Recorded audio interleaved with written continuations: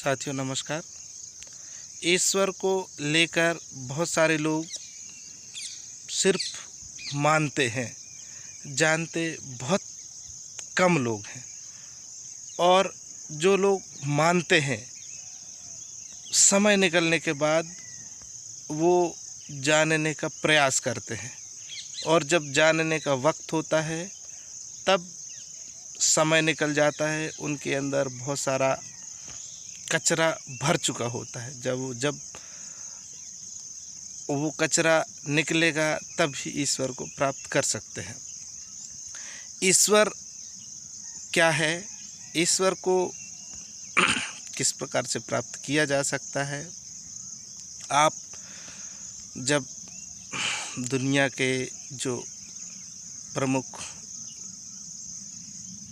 व्यक्ति हुए हैं, चाहे ईसा हो, चाहे बुद्ध हो, चाहे महावीर हो, चाहे मोहम्मद साहब हो, चाहे कबीर हो, नानक हो, मलूक हो, मीरा हो, चैतन्य हो और रमन हो, बहुत सारे लोग हुए हैं जिनको आप जानकर समझकर ईश्वर क्या है, ईश्वर की अनुभूति क्या है, उसको समझ सकते हैं। ईश्वर को प्राप्त करने के दो मार्ग हैं। पहला मार्ग है ध्यान का मार्ग, दूसरा मार्ग है प्रेम का मार्ग। जो ज्ञान से प्राप्त व्यक्ति होते हैं वो ध्यान के मार्ग से ईश्वर को प्राप्त करते हैं। फिर वे ईश्वर को मोक्ष नाम देते हैं, निर्वाण नाम देते हैं, कैवल्य नाम देते हैं,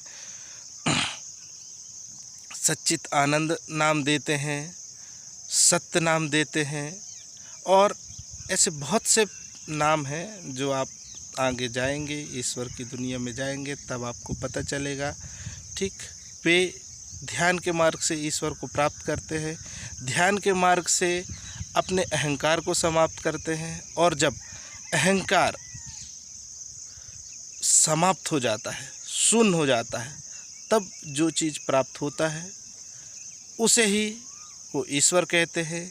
हिंदू सभ्यता के जो महर्षि हैं, इस चीज़ को दर्शाने के लिए जो शब्दों की सिर्फ ध्वनि है उससे एक शब्द बनाए हैं, आ उ मा। इन तीन शब्दों से मिलकर ही पूरा हमारा हिंदी वर्णमाला बना हुआ है। उसी से एक ओम शब्द का निर्माण किए हैं। उसी ईश्वर को दर्शाने के लिए ओम शब्द का निर्माण किया गया है। वहीं प्रेम का मार्ग है।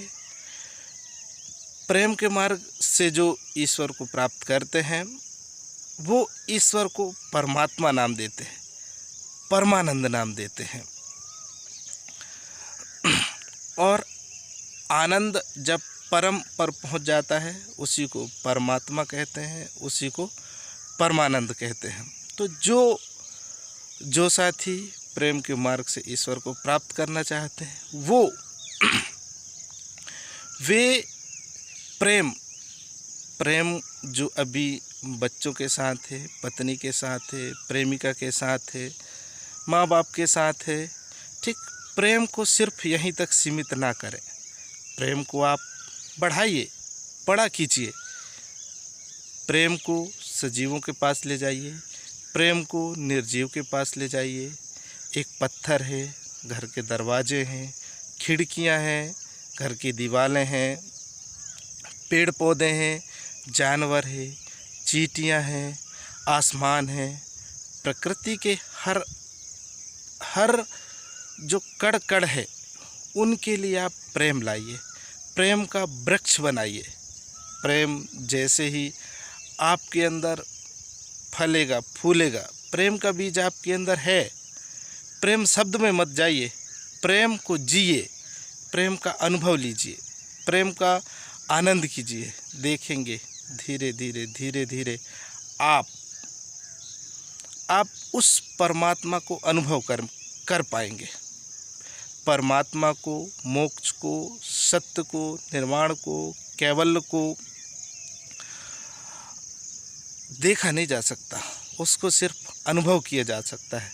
जो लोगों ने अनुभव किया है उनको जानिए, पढ़िए, सुनिए, समझिए, आपको ईश्वर की अनुभूति हो जाएगी। और ईश्वर को जब अनुभूति होगी, आप भी आनंदमय रहेंगे, खुशमय रहेंगे। आप अपना काम करेंगे, आप अपने काम के साथ साथ खुश रहेंगे। ठीक है, आप 24 घंटा गुनगुनाते रहेंगे। आप जो करना चाहते हैं उसके परम पर पहुंच जाएंगे। आपके अंदर बैठे परमात्मा को प्रणाम करता हूं। धन्यवाद।